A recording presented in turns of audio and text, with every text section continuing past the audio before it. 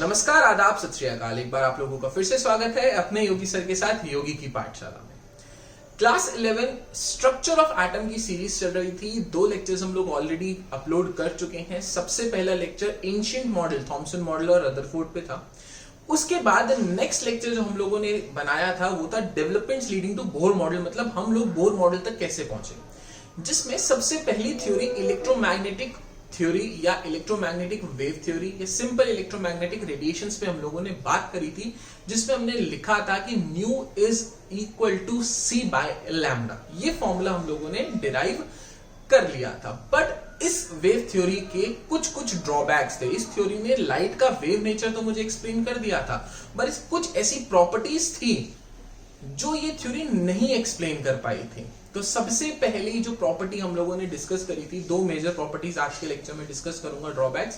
सबसे पहला है आप लोगों का ब्लैक बॉडी रेडिएशन और दूसरा photo electric effect. Black body radiation कैसे नहीं एक्सप्लेन कर पाई थी, ब्लैक बॉडी रेडिएशन क्या होता है और प्लैंक्स की क्वांटम थ्योरी ने उसको कैसे एक्सप्लेन करा, ये सब कुछ आज के लेक्चर में है। सेम फोटो इलेक्ट्रिक इफेक्ट के साथ भी हम यही करेंगे।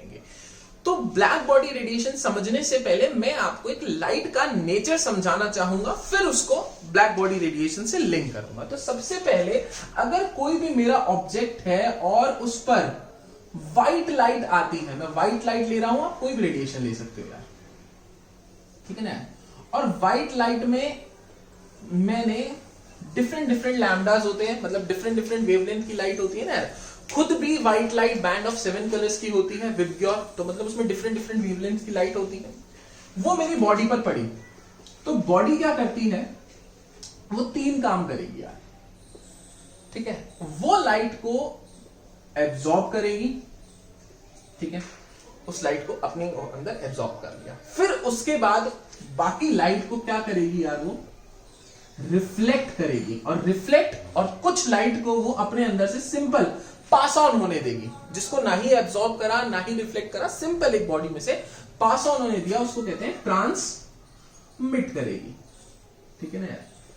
तो जो रिफ्लेक्ट हुई लाइट होती है, मतलब एक लाइट आपकी बॉडी पे आई और बॉडी के बाद जो लाइट रिफ्लेक्ट हुई, उसी रिफ्लेक्ट होने की वजह से हमें उस बॉडी का क्या नजर आता है यार, कलर। मतलब आप जो ये ग्रीन कलर देख रहे हो, that means white light I, reflect होने के बाद कौन से वेवलेंथ की लाइट रिफ्लेक्ट हुई, वो ग्रीन कलर की रिफ्लेक्ट हुई, इसीलिए आप लोग ग्रीन कलर देख पा रहे हो। फॉर एग्जांपल इस बोर्ड पे ब्लैक कलर लिखा है, इस बोर्ड पे क्या है आपका, ये मैंने टी शर्ट पहनी हुई है ब्लू कलर की, दैट मीन्स व्हाइट लाइट मेरे ऊपर आ रही है, और जो लाइट रिफ्लेक्ट हो रही है उसकी जो वेवलेंथ है वो किसको कॉरेस्पॉन्ड कर रही है, ब्लू कलर को। तो मतलब आप किसी भी बॉडी को हीट करोगे, मतलब आपकी बॉडी जब भी कोई लाइट को अपने ऊपर एब्जॉर्ब करेगी, या मैं सिंपल कोई लाइट को हीट करूंगा, मतलब उसको हीट दूंगा, तो वो एब्जॉर्ब करेगी लाइट को, रिफ्लेक्ट करेगी और ट्रांसमिट करेगी, और जो रिफ्लेक्टेड लाइट होती है उसकी वजह से मुझे कलर नजर आता है। पहला फंडा। अब दूसरा फंडा समझते हैं कि कैसे इलेक्ट्रोमैग्नेटिक वेव थ्योरी फेल हुई थी। अभी मैंने ब्लैक बॉडी रेडिएशन के बारे में बात नहीं करा, क्योंकि उसके बारे में बात करने से पहले मुझे आप लोगों को कुछ बेसिक चीजें समझानी और जरूरी है, ठीक है। अगर मैं बात करूं सिंपल मेरी जो ब्लैक बॉडी थी, सिंपल मेरी क्या थी यार, जो मेरी ब्लैक बॉडी थी, ब्लैक बॉडी या सिंपल, चलो ब्लैक बॉडी के बारे में बात ना करने से पहले सिंपल अगर मैं एक आयरन रॉड लेता हूं यार, ठीक है, मैंने सिंपल आयरन रॉड ली, और अगर मैं इलेक्ट्रोमैग्नेटिक वेव थ्योरी के बारे में बात करता हूं, तो इलेक्ट्रोमैग्नेटिक वेव थ्योरी ने क्या बात बोली कि आपकी जो भी रेडिएशन एब्जॉर्ब होती है, ठीक है, उसके बाद जो लाइट ट्रांसमिट जो आपकी लाइट रिफ्लेक्ट होती है, मतलब आपने किसी भी बॉडी को हीट करी, हीट करने के बाद वो कुछ लाइट को बाहर फेंकेगा, लाइट को रिफ्लेक्ट करेगा, लाइट को बाहर छोड़ेगा, एनर्जी को रेडिएट करेगा, और वो एनर्जी सिंपल वेव्स की फॉर्म में निकलेगी, कॉन्टिन्यूअस वेव की फॉर्म में निकलेगी। यही चीज हम लोगों ने इलेक्ट्रोमैग्नेटिक वेव थ्योरी में पढ़ी थी, ठीक है। अब जब आप लोग एक्चुअल में एक आयरन रॉड को हीट करते हो, ठीक है, मतलब आपका जो भी एक आयरन रॉड है, अब वो हीट होने के बाद एनर्जी को रेडिएट करेगा, मतलब अब वो एक रेडिएशन का सोर्स हो गया। आप लोगों को बहुत अच्छे से पता है कि जब भी एक आयरन रॉड हीट करता है तो बहुत सारी वेवलेंथ की एनर्जी को रेडिएट करेगा। और आप लोग ये चीज देखते हो, जब आप आयरन रॉड को हीट करते हो और उसके बाद जो एनर्जी लिबरेट करता है उसमें सबसे ज्यादा कलर रेड ऑरेंज का होता है। ठीक है, आप अगर उसे और हीट करोगे, अब बात को ध्यान से पकड़ना, आप अगर उसे और हीट करोगे तो वेवलेंथ ब्लू की तरफ टिल्ट होने लग जाएगी। मतलब जब मैं टेम्परेचर बढ़ा रहा हूं तो मेरी इंटेंसिटी ऑफ लाइट भी बढ़ रही है। ठीक है, बट पहला सवाल आप लोगों से, अगर मेरी जो वेव आ रही है वो कॉन्टिन्यूअस वेव है, एक वेव जो सिर्फ कॉन्टिन्यूअस थी, जिसका लैम्डा ठीक है फिक्स था, अगर फिक्स नहीं था, अगर मैं टेम्परेचर बढ़ा रहा था, डिफरेंट इंटेंसिटीज के कलर मेरे पास आ रहे थे, जिसमें से रेड कलर मेरा सबसे ज्यादा बाहर रिफ्लेक्ट हो रहा था। बट जब मैंने टेम्परेचर और बढ़ाया तो ये ब्लू कलर में चेंज हो गई।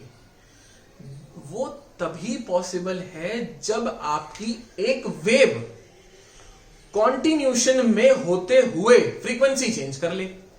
यार लाइट का कलर तो तब चेंज होगा ना जब फ्रीक्वेंसी चेंज होगी। बात पकड़ पा रहे हो यार? लाइट का कलर चेंज होना ही सबसे, मतलब जो आपकी रेडिएशन निकली आयरन में से, पहले रेड हॉट हुई, रेड होने के बाद वो ब्लू की तरफ टिल्ट हुई। मैक्सिमम आपको रेड ही दिखता है क्योंकि रेड की वेवलेंथ सबसे ज्यादा होती है, मतलब निकलने वाली रेडिएशन रेड की वेवलेंथ को मैक्सिममली कॉरेस्पॉन्ड करती है, इसलिए आपको रेड कलर सबसे ज्यादा रिफ्लेक्ट होकर दिखता है। बट अगर आप और टेम्परेचर बढ़ाओगे तो ब्लू कलर में चला जाता है। यार एक कॉन्टिन्यूअस चीज जो आपने कॉन्टिन्यूअस वेव की तरह निकल रही है, वो बीच में ही अपना कलर चेंज कैसे करेगी यार? तो सबसे बड़ा क्वेश्चन मार्क यही आया, बिना फ्रीक्वेंसी चेंज करे आपने कलर कैसे चेंज को एक्सप्लेन कर दिया। अच्छा चलो, कुछ लोगों को ये चीज समझ नहीं आई जो मैंने वर्ड्स बोला, इंटेंसिटी और टेम्परेचर। अगर मैं सिंपल ग्राफ बनाता हूं यार, ठीक है ना यार, ये मेरा है इंटेंसिटी का ग्राफ। इंटेंसिटी का मतलब होता है कि मैक्सिमम मेरी कौन से कलर की वेव निकल कर आई है। ठीक है, ये मेरा है वेवलेंथ। ठीक है, अगर मैं कलर, ऐसा कुछ ग्राफ आप लोग अपनी बुक्स में देखोगे, ठीक है, मैंने अभी बात बताई, एक आयरन रॉड मैक्सिमम बहुत सारी वेवलेंथ की लाइट को एमिट करेगा, बहुत सारी वेवलेंथ की एमिट करेगा, बट जिस वेवलेंथ को वो सबसे ज्यादा एमिट आउट करेगा, मतलब ऐसी लाइट की इंटेंसिटी, मतलब ऐसी वेवलेंथ जिसकी इंटेंसिटी सबसे ज्यादा होगी, वो आपको सबसे ज्यादा दिखेगा। मतलब वो वेवलेंथ जो सबसे ज्यादा रिफ्लेक्ट हो रही हो वो आपको दिखती है। या मैं बोलूं ये यहां से लेकर यहां तक इसका लैम्डा मैक्स है, मतलब जो वेवलेंथ है वो यहां से लेकर यहां तक मैक्सिमम है, बाकी सारे कलर्स की जो इंटेंसिटी है वो बहुत थोड़ी थोड़ी है। ठीक है, इसीलिए आपको आयरन रॉड रेड दिखता है। बट जब आप टेम्परेचर बढ़ाते हो, तो ये रेड कलर, मतलब अगर मैं T1 पे ग्राफ बनाऊं, ये T1 का ग्राफ है इंटेंसिटी का, ठीक है, ये रेड कलर धीरे धीरे किसमें चेंज होने लगा यार? एक और कर्व बना मेरा, ठीक है ना, एक और कर्व बना, दिस इज T2, और ये कलर मेरा कौन सा आने लगा यार? ब्लू। मतलब कि आपने टेम्परेचर चेंज के साथ फ्रीक्वेंसी चेंज करी होगी, तभी भाई साहब आपका कलर चेंज हुआ। ठीक है, आपकी इंटेंसिटी चेंज हो रही है टेम्परेचर के साथ। ये तो इलेक्ट्रोमैग्नेटिक वेव थ्योरी आप लोगों को बता पा रही है कि यार आपने वेव भेजी, वेव बाहर रेडिएट हो रही है, कॉन्टिन्यूएशन की फॉर्म में हो रही है, और जिस कलर की इंटेंसिटी सबसे ज्यादा है वो कलर आपको दिख रहा है। बट जो ये कलर चेंज हुआ उसे कैसे शो करोगे इलेक्ट्रोमैग्नेटिक वेव थ्योरी से? सबसे बड़ा क्वेश्चन मार्क यही आया कि टेम्परेचर चेंज करने के साथ साथ जब आपने बहुत ज्यादा हीट करा और आपका कलर पहले रेड एमिट आउट हुआ, उसके बाद जो कलर एमिट आउट हुआ ब्लूइश एमिट आउट हुआ। कैसे एमिट आउट हो गया भाई? ये कर्व दूसरा कैसे बन गया जब आपकी वेव्स कैसी थी? कॉन्टिन्यूअस थी यार। तो पहला क्वेश्चन मार्क लगा इलेक्ट्रोमैग्नेटिक वेव थ्योरी पे। ब्लैक बॉडी रेडिएशन, मतलब एक बॉडी की रेडिएशन। अच्छा चलो अब इसको ब्लैक बॉडी से लिंक करते हैं। ब्लैक बॉडी एक सिंपल बॉडी होती है, बट उसकी खास बात क्या होती है? वो एक आइडियल फिजिकल ऐसी बॉडी होती है, एक आइडियल बॉडी होती है जो फिजिकली सारे कलर्स को क्या कर सकती है? एब्जॉर्ब कर सकती है, और एब्जॉर्ब करने के बाद एक नॉर्मल बॉडी की ही तरह कलर्स को रेडिएट भी करेगी। फिर वही वाली चीज आई, अगर एक बॉडी परफेक्ट एब्जॉर्बर है और उसके बाद वो सारी चीजों को रेडिएट आउट कर रही है, रेडिएट आउट करने के बाद अगर वो ब्लैक बॉडी है तो वो कलर कैसे चेंज कर रही है? मतलब कोई भी बॉडी, अगर मैं नॉर्मल बॉडी की बात करूं, उसके बाद आप लोगों की बुक्स में ब्लैक बॉडी के लिंक में करा हुआ है, अगर मैं सिंपल इस बॉडी को ना बोलकर एक ब्लैक बॉडी बोलूं, ब्लैक बॉडी की खास बात क्या होती है, वो सारी चीजों को एब्जॉर्ब कर लेती है। एब्जॉर्ब करने के बाद चीज समझ आए, ब्लैक बॉडी क्या है, आइडियल फिजिकल ऐसी बॉडी है जो आइडियली सारे कलर्स को एब्जॉर्ब कर रही है, और एब्जॉर्ब मतलब सारी वेवलेंथ्स को एब्जॉर्ब कर रही है, और एब्जॉर्ब करने के बाद वो करेगी क्या, रेडिएट करेगी, और रेडिएट करने के बाद कलर चेंज हुआ। वो कलर चेंज, वही बात फिर से आ गई कि आप ठीक है इंटेंसिटी के तो डायरेक्टली प्रोपोर्शनल बोल रहे हो वेवलेंथ को, कि भाई वेवलेंथ बढ़ रही है, इंटेंसिटी बढ़ रही है, ठीक है ना। जो मैक्सिमम वेवलेंथ है उसी पे ही सबसे, मतलब जो आपकी इंटेंसिटी जब मैक्सिमम आई वही कलर आपको दिख रहा है, बट वो चेंज इन कलर का फंडा आपकी इलेक्ट्रोमैग्नेटिक वेव थ्योरी नहीं समझा पाई, क्योंकि उसने कॉन्टिन्यूएशन फॉर्म में बोला कि जो आपकी वेव्स है वो कॉन्टिन्यू वेव है, और वेव कॉन्टिन्यू है तो कलर चेंज नहीं करेंगे। ठीक है, कलर की इंटेंसिटी चेंज हो सकती है, पर कलर चेंज कैसे हुआ यार, ज्यादा से ज्यादा रेड कलर के निकल रहे, समझ आता है, थोड़े बहुत ये निकल रहे हैं, थोड़े बहुत ब्लू निकल रहे होंगे थोड़ा, बट और ज्यादा आपने टेम्परेचर बढ़ाया तो मैक्सिमम आपके ब्लू कलर के निकलने लगे। जैसे आपके नॉर्मल एक आयरन रॉड में थे, अगर मैं आयरन रॉड में ब्लैक बॉडी मान लूं, भाई मेरी आयरन रॉड परफेक्ट एब्जॉर्बर थी, एब्जॉर्बर होने के बाद उसने चीजों को रेडिएट करा, तो उसको कैसे एक्सप्लेन करोगे। तो यहां पहला फेलियर आप लोगों के सामने आया कि आपने ब्लैक बॉडी रेडिएशन, मतलब जो भी एक ब्लैक बॉडी सारी एब्जॉर्ब करने के बाद रेडिएट करती है, और जिसमें कलर चेंज आया। फिर ये इंटेंसिटी का जो दो ग्राफ आए कि भाई पहला ग्राफ एक टेम्परेचर पे रेड आया, जैसे ही टेम्परेचर बढ़ाया वो ब्लू कलर का हो गया यार, वो कैसे बताओगे यार, ये T1 T2 का रिलेशन कैसे निकाल के बताओगे। एक्चुअल रिलेशन यही था कि पहले बढ़ा, बाकी वेवलेंथ्स के लिए चीज खत्म हो गई।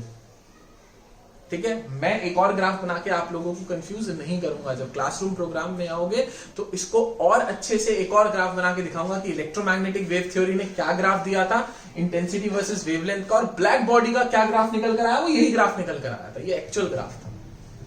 ठीक है, तो ब्लैक बॉडी रेडिएशन में या आपकी नॉर्मल बॉडी रेडिएशंस में जो भी कलर चेंज है, जो कलर चेंज का मैक्सिमम फंड है, वो नहीं एक्सप्लेन कर पाए, क्योंकि कलर चेंज तब तक नहीं हो जब तक आपकी फ्रीक्वेंसी चेंज ना हो।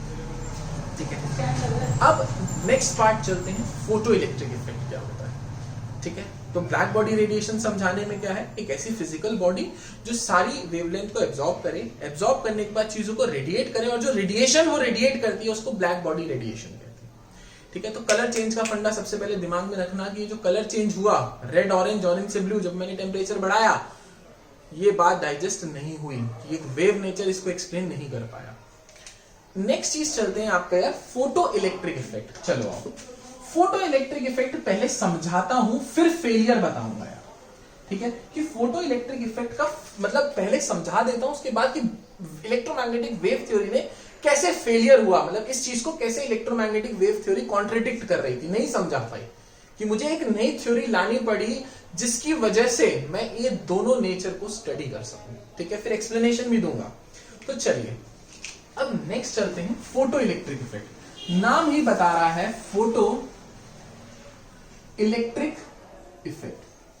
सीबीएसई में बहुत ज्यादा नहीं पूछता, सीबीएसई में ज्यादा डेफिनेशन पूछता है, और फोटो इलेक्ट्रिक इफेक्ट का मैं न्यूमेरिकल जरूर डालूंगा यार। अगर मैं एज ए टीचर होता, अगर आप लोगों का पेपर डिजाइन कर रहा होता स्कूल का, तो मैं डेफिनेशन के साथ इसका एक न्यूमेरिकल जरूर डालता। तो याद रखना, डेफिनेशन करना मस्ट है फोटो इलेक्ट्रिक इफेक्ट और ब्लैक बॉडी रेडिएशन की, जो नॉर्मल स्कूल्स में पूछते हैं। हाँ, कॉम्पिटिटिव के लिए प्रिपेयर कर रहे हो तो सब कुछ पढ़ना बहुत जरूरी है।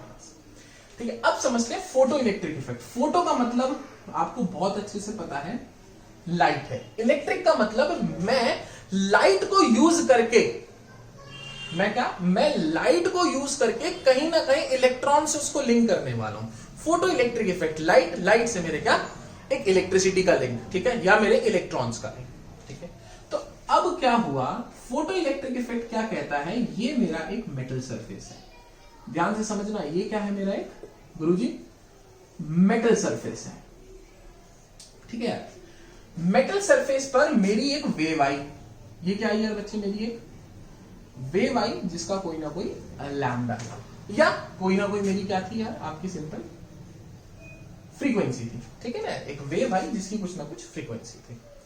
ठीक है, अब फोटो इलेक्ट्रिक इफेक्ट क्या करता है, कहता है जब आपकी वेव एक मेटल सरफेस को स्ट्राइक करती है, अगर इस वेव के पास इतनी फ्रीक्वेंसी हुई कि ये इसकी थ्रेशहोल्ड फ्रीक्वेंसी को ओवरकम कर पाया। देखो एक नया वर्ड आप लोगों के पास आया, क्या बात बोली, दोबारा से बोलता हूं कि जब आपने मेटल सरफेस पर एक वेव डाली और वेव डालने के बाद अगर उस वेव की जो फ्रीक्वेंसी है वो थ्रेशहोल्ड फ्रीक्वेंसी को ओवरकम कर गई, दैट मींस इस मेटल सरफेस के पास एक थ्रेशहोल्ड फ्रीक्वेंसी होगी। Now what is threshold frequency? ऐसी फ्रीक्वेंसी, एक ऐसी मिनिमम फ्रीक्वेंसी जो कि रिक्वायर होगी मुझे अपना एक इलेक्ट्रॉन इजेक्ट करके सरफेस पे लाने में। मतलब अगर मैं इतनी फ्रीक्वेंसी दे दूं, जो क्या है मेरी न्यू नॉट, क्या है मेरी थ्रेशहोल्ड फ्रीक्वेंसी, मतलब इसके जितनी अगर मैं फ्रीक्वेंसी दे दूं तो इस मेटल का इलेक्ट्रॉन इस सरफेस पे आके बैठ जाएगा, मूव नहीं करेगा। ठीक है, तो फोटो इलेक्ट्रिक इफेक्ट क्या कहता है कि अगर मेटल सरफेस पे आप कोई फ्रीक्वेंसी डालते हो और वो फ्रीक्वेंसी थ्रेशहोल्ड फ्रीक्वेंसी से ज्यादा होती है, बराबर भी नहीं, ज्यादा होती है, तो वो इलेक्ट्रॉन उठेगा, इजेक्ट आउट होगा और मूव करेगा। आपका इलेक्ट्रॉन मूवमेंट करना शो कर देगा। दोबारा, थ्रेशहोल्ड फ्रीक्वेंसी, एक फ्रीक्वेंसी की वेवलेंथ डाली, अगर वो फ्रीक्वेंसी न्यू नॉट से बड़ी हुई, ठीक है, तो इलेक्ट्रॉन इजेक्ट होगा मेटल के सरफेस से, जो भी लूजली बॉन्डेड इलेक्ट्रॉन होगा वो इजेक्ट होकर बाहर निकलेगा और उसके पास कोई ना कोई क्या होगी यार आपकी काइनेटिक एनर्जी जिससे वो निकला। तो ये सिंपल फोटो इलेक्ट्रिक इफेक्ट था। What was photo electric effect? मैंने इफेक्ट यूज किया, मैंने एक वेवलेंथ यूज करी, मतलब एक लाइट यूज करी जिसके पास कोई फ्रीक्वेंसी थी, कोई पर्टिकुलर फ्रीक्वेंसी है, तो वेवलेंथ निकालनी भी बहुत आसान है। तो मैंने एक वेव यूज करके एक इलेक्ट्रॉन को इजेक्ट आउट करा, मतलब एक एनर्जी, अभी इसको बोलेंगे एक वेव को बोल, सॉरी यार एनर्जी वर्ड अभी यूज नहीं कर सकता मैं, क्योंकि एनर्जी जब तक मैं आपको प्लैंक्स की थ्योरी नहीं पढ़ाऊंगा तब तक एनर्जी नहीं यूज करूंगा। मतलब मैंने एक वेव डाली, एक पर्टिकुलर फ्रीक्वेंसी की डाली, अगर उस वेव के पास इससे ज्यादा फ्रीक्वेंसी होल्ड करती है ये वेव, तो इलेक्ट्रॉन निकलेगा जो मोस्टली लूजली बॉन्डेड इलेक्ट्रॉन होगा, और किसके साथ निकलेगा? किसी काइनेटिक एनर्जी के साथ निकलेगा। ये सिंपल टर्म्स में वेव को यूज करके इलेक्ट्रॉन का इजेक्ट आउट करना फ्रॉम द मेटल सरफेस। पर इलेक्ट्रॉन तब तक इजेक्ट आउट नहीं होगा जब तक आपकी जो फ्रीक्वेंसी है वो किससे बड़ी ना हो यार? थ्रेशहोल्ड फ्रीक्वेंसी से। इलेक्ट्रॉन अगर देखो बराबर हुई तो इलेक्ट्रॉन इजेक्ट आउट तो हो जाएगा, पर कोई काइनेटिक एनर्जी से बाहर नहीं आएगा, सिर्फ सरफेस पे बैठा रहेगा।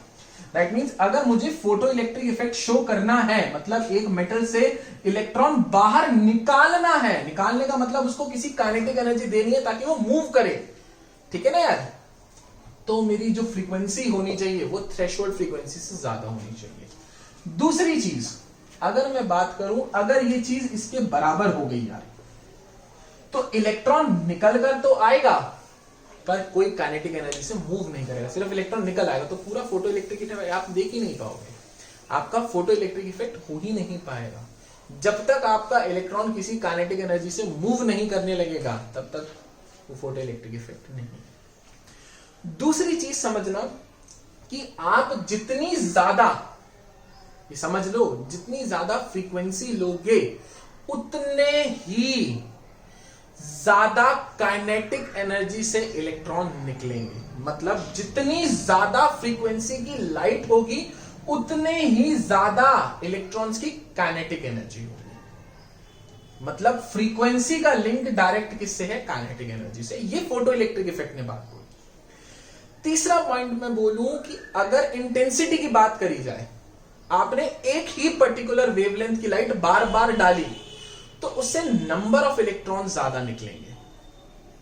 देखो समझो क्या बात बोली, फ्रीक्वेंसी जितनी ज्यादा बढ़ाओगे उतनी ज्यादा इलेक्ट्रॉन की काइनेटिक एनर्जी निकलेगी, और अगर एक पर्टिकुलर फ्रीक्वेंसी लोगे, ठीक है, फ्रीक्वेंसी कांस्टेंट रखोगे और उसकी इंटेंसिटी बढ़ा दोगे, मतलब मैं रेड की ही फ्रीक्वेंसी फिक्स कर रहा हूं, ठीक है, मतलब जो मेरी फ्रीक्वेंसी है वो रेड वेव को बता रही है और मैं वही रेड वेव बहुत ज्यादा डाल रहा हूं, तो ज्यादा से ज्यादा इलेक्ट्रॉन्स निकलेंगे पर उनका काइनेटिक एनर्जी से कोई लेना देना नहीं होगा। मतलब काइनेटिक एनर्जी और फ्रीक्वेंसी का तो रिलेशन है, पर इंटेंसिटी ऑफ लाइट और काइनेटिक एनर्जी का रिलेशन नहीं है। ये सिंपल भाषा में समझ लो, ठीक है। क्या मतलब? इंटेंसिटी का मतलब ज्यादा से ज्यादा मैंने एक कलर की लाइट डाली, फ्रीक्वेंसी को कांस्टेंट रखे। फ्रीक्वेंसी कांस्टेंट रखने का मतलब है मैंने कलर चेंज नहीं करा, मैंने ये वेव जिस फ्रीक्वेंसी से आ रही थी उसी फ्रीक्वेंसी से आई, बट बहुत ज्यादा ली, इसकी ज्यादा से ज्यादा क्वांटिटी ली। तो ज्यादा से ज्यादा क्वांटिटी से क्या होगा, ज्यादा से ज्यादा क्वांटिटी के इलेक्ट्रॉन्स बाहर आएंगे, ठीक है, ज्यादा से ज्यादा नंबर ऑफ इलेक्ट्रॉन्स बाहर आएंगे। बट जो अगर आपको ज्यादा काइनेटिक एनर्जी से इलेक्ट्रॉन बाहर निकालने हैं तो ये चीज याद रखना, आपको ये फ्रीक्वेंसी की वैल्यू बढ़ानी पड़ेगी। दैट मींस एनर्जी और फ्रीक्वेंसी का रिलेशन है इलेक्ट्रॉन्स के केसेस में, जो आगे जाकर प्लैंक्स क्वांटम थ्योरी के बाद आइंस्टाइन ने यूज करा था। 2 पॉइंट्स क्लियर हुए कि ब्लैक बॉडी रेडिएशन क्या होती है और फोटो इलेक्ट्रिक इफेक्ट क्या होता है। अब पॉइंट ये आता है कि इस इफेक्ट को आपकी वेव थ्योरी कैसे एक्सप्लेन नहीं कर पाई यार। देखो यार, मान लो अगर एक वेव आ रही है तो वो कॉन्टिन्यूशन फॉर्म में आ रही है, मतलब ये वेव आएगी और वेव की तरह ही बाहर जाएगी। पहली चीज, एक पार्टिकल बाहर आया, वेव डालने से, मतलब वेव जो कॉन्टिन्यूशन थी यहां पर कुछ चीज एब्जॉर्ब हो गई, उसके बाद वेव बाहर आनी चाहिए थी। सबसे पहली चीज पार्टिकल बाहर आया। दूसरी चीज, इलेक्ट्रोमैग्नेटिक वेव थ्योरी ने एनर्जी से रिलेटेड कोई बात नहीं करी। उसने ये नहीं बोला कि किस अमाउंट की एनर्जी डालूं या किस अमाउंट की फ्रीक्वेंसी डालूं जिससे फोटो इलेक्ट्रिक इफेक्ट हो। और अगर लेमैन की भाषा में बात करूं तो इलेक्ट्रोमैग्नेटिक वेव थ्योरी को अगर मैं पढ़ूं और उसको नजरिए में लूं तो किसी भी रेडिएशन से फोटो इलेक्ट्रिक इफेक्ट हो जाना चाहिए भाई, क्योंकि आपकी वेव कॉन्टिन्यूशन है, टकराएगी, निकल जाएगी। उसने कोई भी एनर्जी से रिलेटेड बात नहीं करी, ठीक है, उसने केवल इंटेंसिटी से बात करी थी, एनर्जी से रिलेटेड कोई बात नहीं करी थी। तो यही बात थी कि वेव आई, पार्टिकल निकला। दूसरी चीज, इंडिपेंडेंट ऑफ फ्रीक्वेंसी, किसी भी फ्रीक्वेंसी की लाइट डाल तो फोटो इलेक्ट्रिक इफेक्ट हो जाना चाहिए, क्योंकि इलेक्ट्रोमैग्नेटिक वेव थ्योरी क्या बोलती है, वेव है, वेव आएगी, टकराएगी, निकल जाएगी, ठीक है ना, कॉन्टिन्यूशन की फॉर्म में है ना वेव। तो इन दोनों इफेक्ट्स को ओवरकम करने के लिए, देखो अभी मैंने 2 इफेक्ट्स और नहीं कराए, 4 ड्रॉबैक्स बताए थे, 2 ही करा रहा हूं आज, ध्यान से समझ लेना। तो आज ब्लैक बॉडी रेडिएशन का ड्रॉबैक, क्यों ब्लैक बॉडी रेडिएशन एक्सप्लेन नहीं कर पाई इलेक्ट्रोमैग्नेटिक वेव थ्योरी, और ब्लैक बॉडी रेडिएशन क्या होता है, दूसरी चीज फोटो इलेक्ट्रिक इफेक्ट क्या होता है, और फोटो इलेक्ट्रिक इफेक्ट कैसे आपकी इलेक्ट्रोमैग्नेटिक वेव थ्योरी एक्सप्लेन नहीं कर पाई, ये आपके सामने है। अब चलते हैं कि इन दोनों इफेक्ट्स को किसने एक्सप्लेन करा। तो सबसे पहले आज का प्राइम मेन टॉपिक है आप लोगों की प्लैंक्स क्वांटम थ्योरी। प्लीज, क्या बात बोली, प्लैंक्स क्वांटम थ्योरी या सिंपल क्वांटम थ्योरी, ठीक है। अब चीज समझते हैं कि प्लैंक्स ने क्या करा। अगर दोनों को मैं सबसे पहला प्राइम डिस्टिंग्विश फैक्टर अगर मैं बोलूं इन दोनों थ्योरीज को कैसे डिस्टिंग्विश करोगे, तो प्लैंक्स की क्वांटम थ्योरी ने आपका पार्टिकल नेचर एक्सप्लेन करा। कैसे करा, सबसे पहले मैं अगर प्लैंक्स की क्वांटम थ्योरी के पोस्टुलेट्स की बात करूं,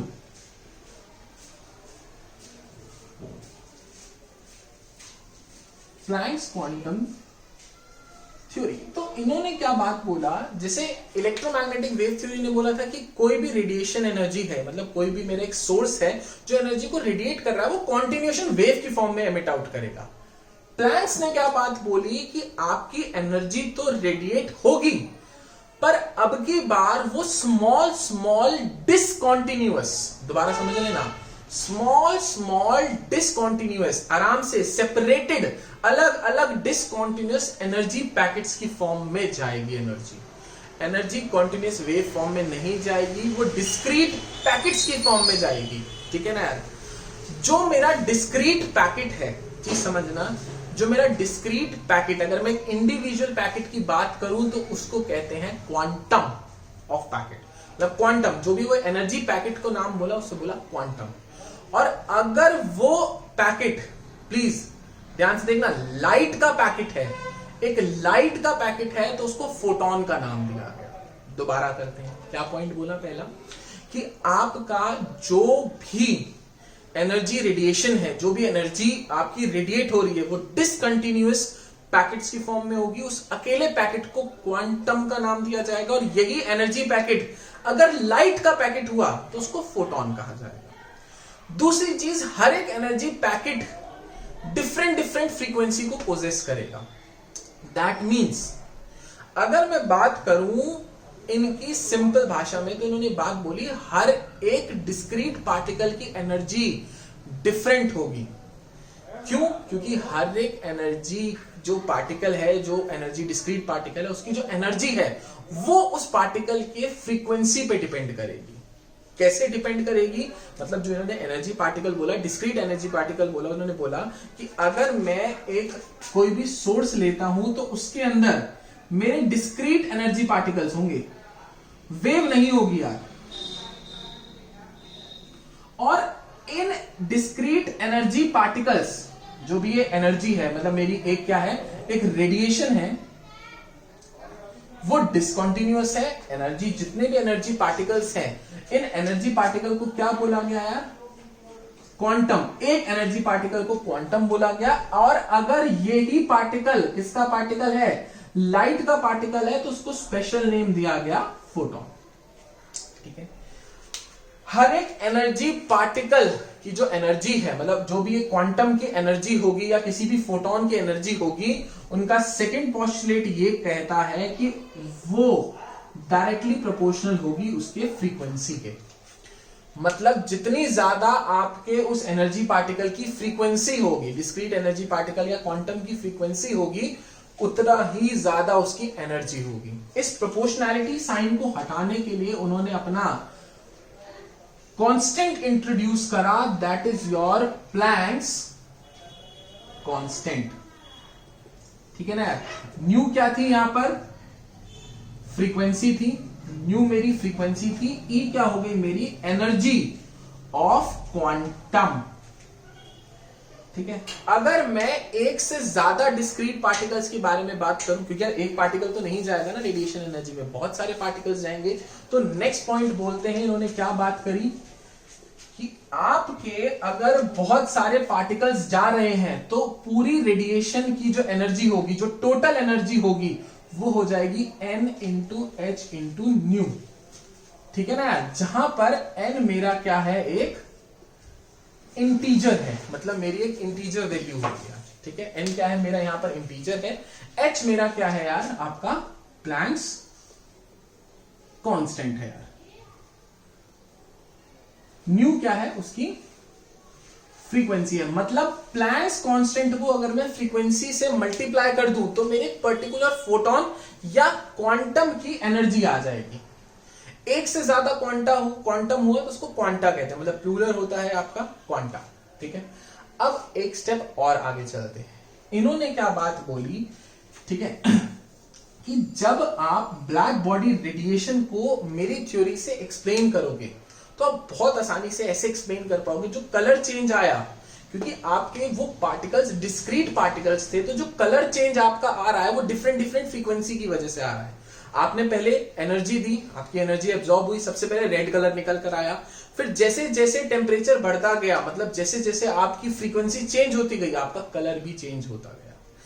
इस थ्योरी को यूज करके सबसे पहले किसकी एक्सप्लेनेशन निकल कर आई? ब्लैक बॉडी रेडिएशन की। दूसरी चीज इन्होंने यही बात बोली, जब तक आप पर्टिकुलर फ्रीक्वेंसी को वेरी नहीं करोगे तब तक आप फोटो इलेक्ट्रिक इफेक्ट नहीं एक्सप्लेन कर सकते। मतलब फ्रीक्वेंसी का लिंक और काइनेटिक एनर्जी का लिंक इन्हीं की थ्योरी से आइंस्टाइन ने यूज करके एक्सप्लेन करा। तो अब मैं इसके बाद आप लोगों को आइंस्टाइन की इक्वेशन कराता हूं यूजिंग प्लैंक्स क्वांटम थ्योरी, जो आइंस्टाइन ने आप लोगों के सामने रखी 1901 में। ठीक है। वापस चलते हैं फोटो इलेक्ट्रिक इफेक्ट पर। पूरा फोटो इलेक्ट्रिक इफेक्ट इस थ्योरी के अकॉर्डिंग पढ़ने की कोशिश करते हैं। ठीक है ना। अब बात समझते हैं। आइंस्टाइन ने सेम वही चीज को एक्सप्लेन करा कि जब आपकी अब क्या आ रही होगी? एक एनर्जी आ रही होगी। अब इसने फ्रीक्वेंसी ना बोलकर क्या बोल दिया? एनर्जी आ रही होगी। एनर्जी क्या होगी? H new. एक पर्टिकुलर सोर्स से एनर्जी आ रही होगी। एनर्जी कैसे निकाली? New into Planck's constant. ठीक है। ठीक है। प्लैंक्स कांस्टेंट की वैल्यू बता देता हूं, 6.627 इंटू 10⁻⁻27 अर्ग्स, या फिर 6.627 इंटू 10⁻⁻34 जूल्स। ठीक है ना यार। अर्ग्स में लेना है, अर्ग्स में ले लो, जूल्स में लेना, वैसे हम ऐसा यूनिट में इसको जूल्स में लेकर चलते हैं। ठीक है। अब प्लैंक्स ने क्या बात बोली कि आपकी एनर्जी आई, ठीक है, इसके पास क्या होगी? थ्रेशोल्ड फ्रीक्वेंसी होगी। अब क्या होगा?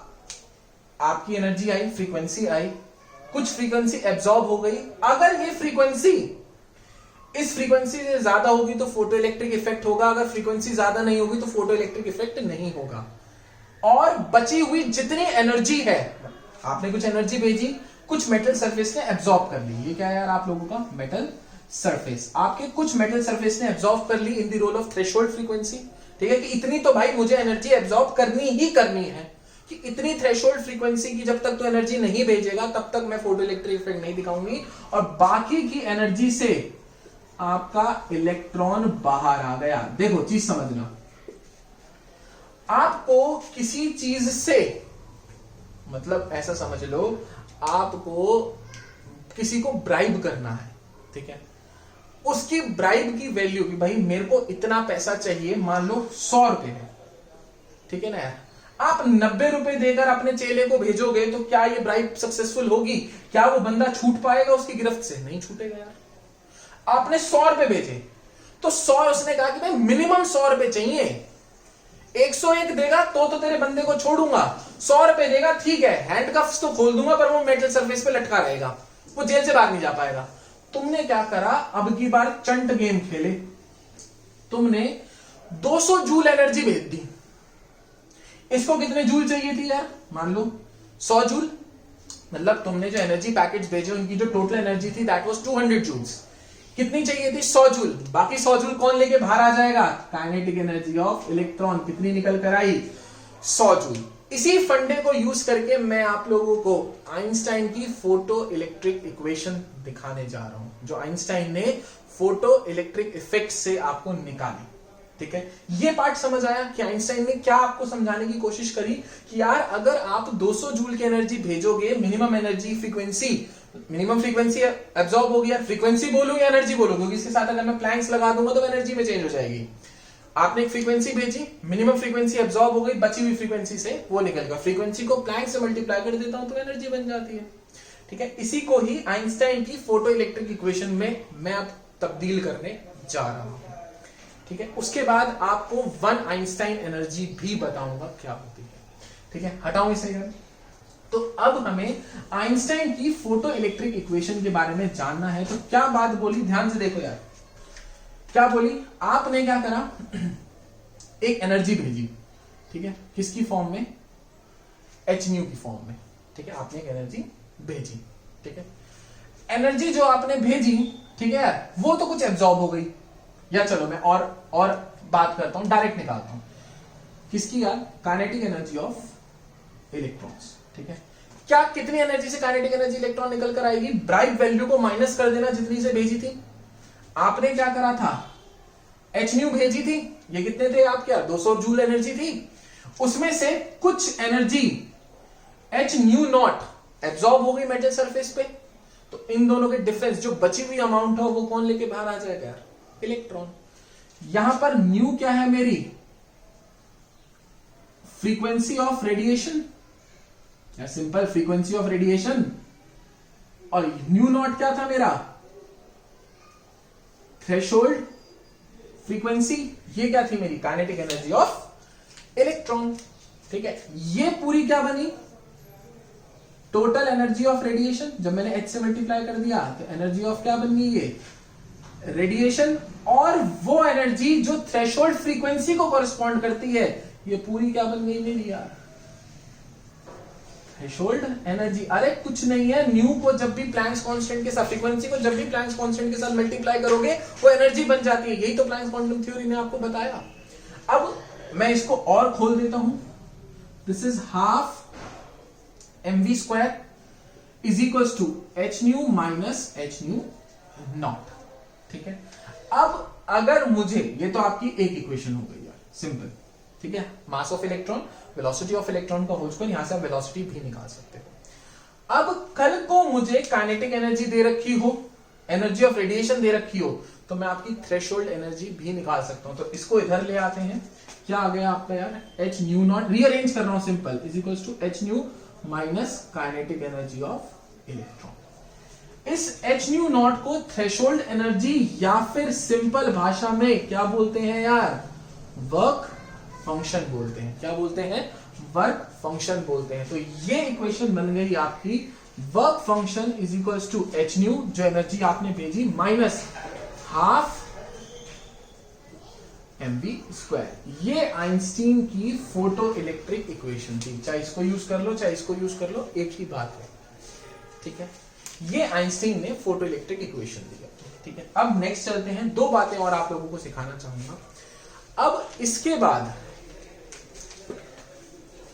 जो भी आप एनर्जी भेजते हो वो इलेक्ट्रॉन वोल्ट में भेजते हो, ना कि जूल में भेजते हो। पहले तो ये चीज समझ लेना। अब सबसे पहले मैं आप लोगों को दो चीजें पढ़ाऊंगा। What is one Einstein of energy, एक आइंस्टीन की क्या एनर्जी है। दूसरी चीज, एक इलेक्ट्रॉन वोल्ट और जूल में क्या रिलेशन होता है। कल को अगर इलेक्ट्रॉन वोल्ट दे दिया तो तुम पागल हो जाओगे कि जूल क्या होता है, उसको जूल में कैसे चेंज करते हैं, ठीक है। चलो सबसे पहले क्या बात करी, one Einstein of energy. One Einstein of energy कुछ नहीं था, एक मोल किसकी एनर्जी थी यार, फोटॉन्स की। सिंपल, मतलब आपने क्या निकाला, E is equals to n into H into nu. E is equals to h nu निकाला, एन क्या थी मेरी इंटीजर वैल्यू थी, इसको कितना डाल दो यार, वन मोल। वन मोल कितना होता है, Avogadro's number into H into nu. तो ये आपकी जो एनर्जी निकल कर आएगी, that is your one Einstein of energy and not into H into new.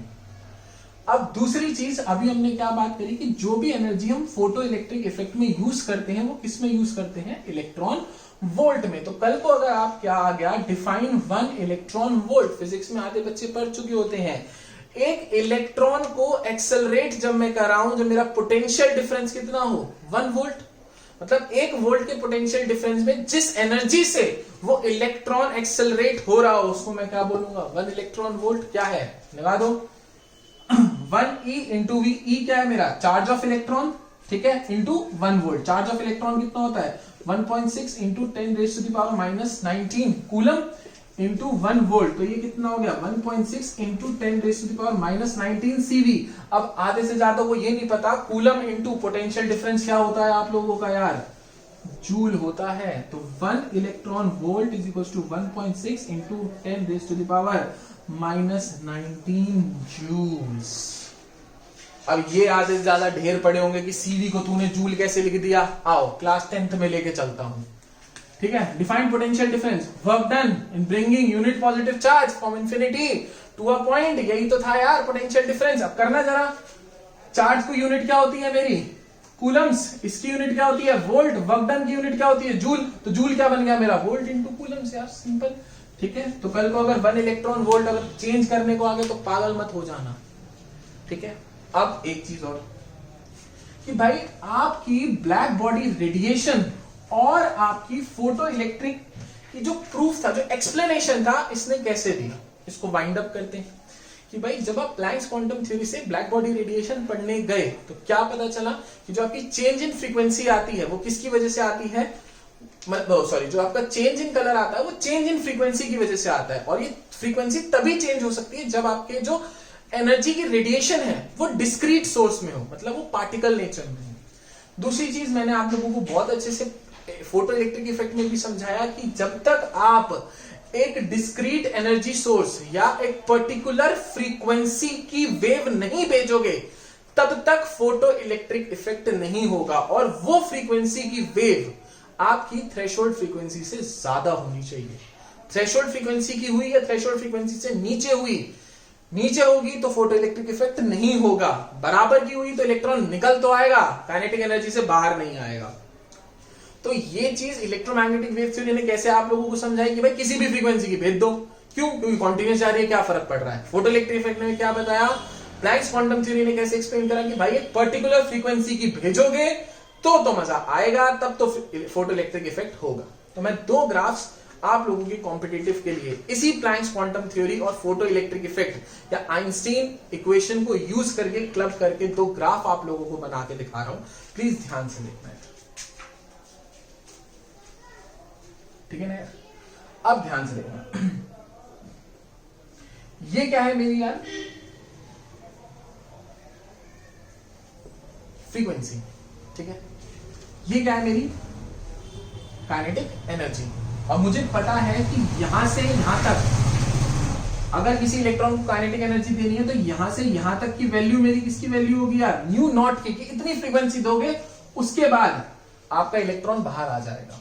ठीक है, फ्रीक्वेंसी बढ़ाते चले जाओगे, इलेक्ट्रॉन्स की काइनेटिक एनर्जी बढ़ती चली जाएगी। बट पहले इनिशियल स्टेजेस में आपको ये इतनी न्यू नॉट देनी ही पड़ेगी भाई। स्टार्टिंग जीरो से थोड़ी करोगे, मतलब आपने जरा सी फ्रीक्वेंसी बढ़ाई और काइनेटिक एनर्जी से इलेक्ट्रॉन बाहर आ गया, नहीं, आपको पहले मिनिमम इतनी फ्रीक्वेंसी देनी ही पड़ेगी। उसके बाद आपका इलेक्ट्रॉन इजेक्ट आउट होगा। फिर जैसे जैसे फ्रीक्वेंसी बढ़ती चली जाएगी, काइनेटिक एनर्जी ऑफ इलेक्ट्रॉन भी बढ़ती चली जाएगी। तो यहां से आपको पता चला कि फ्रीक्वेंसी का बहुत मेजर रोल है आपके फोटो इलेक्ट्रिक इफेक्ट में, जो चीज इलेक्ट्रोमैग्नेटिक थ्योरी नहीं एक्सप्लेन कर पाई थी। इस ग्राफ का स्लोप क्या बताएगा, जाहिर सी बात है यार, प्लैंक्स कांस्टेंट बताएगा। ठीक है, फ्रीक्वेंसी बढ़ाते चले जाओगे, काइनेटिक एनर्जी ऑफ क्वांटा या फोटोन बढ़ता चला जाएगा, बट एक मिनिमम फ्रीक्वेंसी की एनर्जी आपको देनी पड़ेगी। ये ग्राफ जीरो से इसलिए शुरू नहीं हुआ। ठीक है, नेक्स्ट चलते हैं। यही ग्राफ अगर मैं फ्रीक्वेंसी की जगह इंटेंसिटी में प्लॉट करूं, ध्यान से देखना यार,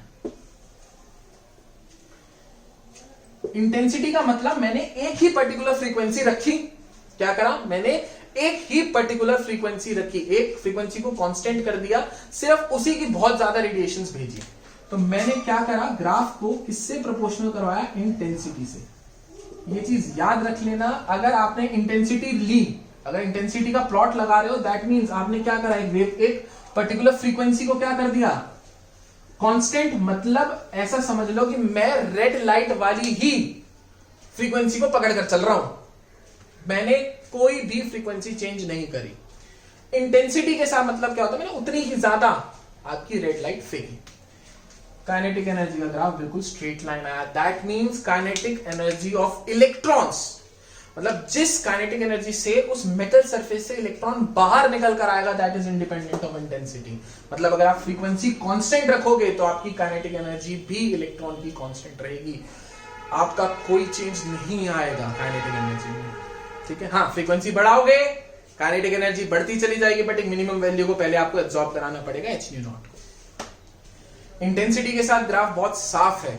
हाँ, ये याद रखना, इंटेंसिटी अगर बढ़ाओगे तो नंबर ऑफ इलेक्ट्रॉन्स तो बढ़ जाएंगे, पर इलेक्ट्रॉन्स की काइनेटिक एनर्जी नहीं बढ़ेगी। ठीक है, अब नेक्स्ट लेक्चर में मैं आप लोगों को इसके थर्ड ड्रॉबैक्स के लिए नॉलेज दूंगा। जो थर्ड ड्रॉबैक हम लोगों ने पढ़ा उसकी नॉलेज दूंगा, that was your emission spectrum with respect to hydrogen. उसको पढ़ाने से पहले नेक्स्ट लेक्चर में एमिशन और एब्जॉर्प्शन स्पेक्ट्रम समझाऊंगा बढ़िया तरीके से, और एमिशन स्पेक्ट्रम ऑफ हाइड्रोजन जो बोहर मॉडल से पहले हम लोगों ने पढ़ा, इंक्लूडिंग रिडबर्ग्स कांस्टेंट, उसकी लेक्चर होगा। ठीक है ना यार, आज के लिए इतना ही। ठीक है, घर रहे, सेफ रहे, थैंक यू।